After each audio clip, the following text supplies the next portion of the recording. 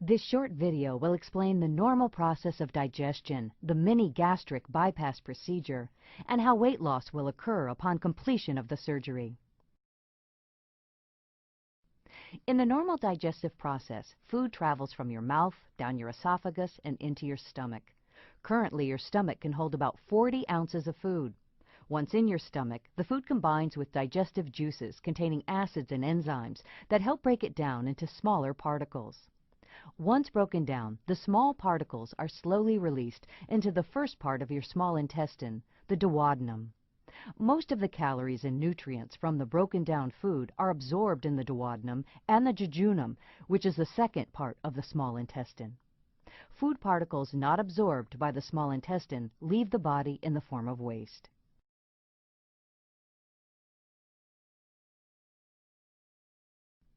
The steps in the mini gastric bypass involve placing 5 trocars in your abdomen, creating a narrow stomach pouch with an endoscopic stapler, measuring to a bypass point on the small intestine, creating an anastomosis between this bypass point and the small stomach pouch, and finally reinforcing the anastomosis with sutures.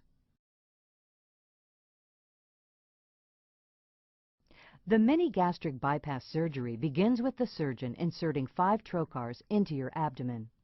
A trocar is a tool that has a hollow sleeve and allows your surgeon to pass a laparoscopic video camera and other endoscopic tools into your abdomen. This allows your surgeon to perform the operation from outside your body. Your surgeon will use an endoscopic stapler to divide your stomach into 2 parts. The smaller part, that connects to the esophagus, is reshaped into a long, narrow tube and will serve as your new mini stomach. It will only hold 4 to 6 ounces of food. The larger portion of your old stomach will remain alive and inside your body. It will still produce digestive juices to aid in digestion, but it will no longer come into contact with food. Next, your surgeon will measure the length of your small intestine that will be bypassed. This bypass section will include all of the duodenum and part of the jejunum and is usually between 5 to 7 feet from where the small intestine connects to the larger portion of your old stomach. The length of the bypass is determined by your specific physical condition and lifestyle situations.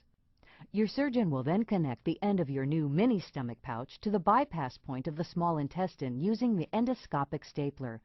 This connection point is called an anastomosis.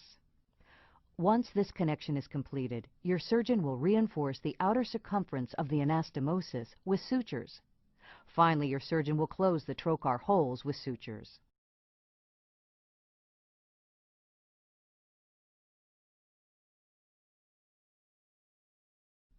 Weight loss after surgery will occur for multiple reasons. First, your new mini stomach will hold much less food, causing you to feel full more quickly. Therefore, you will eat smaller amounts. Secondly, once food leaves your mini stomach, it will bypass your duodenum and part of your jejunum. This means less calories will be absorbed by the body. However, digestive juices from the large portion of the old stomach and enzymes from the gallbladder will still travel through the duodenum and will meet up with the food at the bypass point. These acids and enzymes will aid in digestion as food travels through the remainder of the small intestine. Finally, certain hormones that regulate your appetite will be affected after surgery. Therefore, you will eat less, not only because your stomach is physically smaller, but also because this change in hormone levels will suppress your appetite.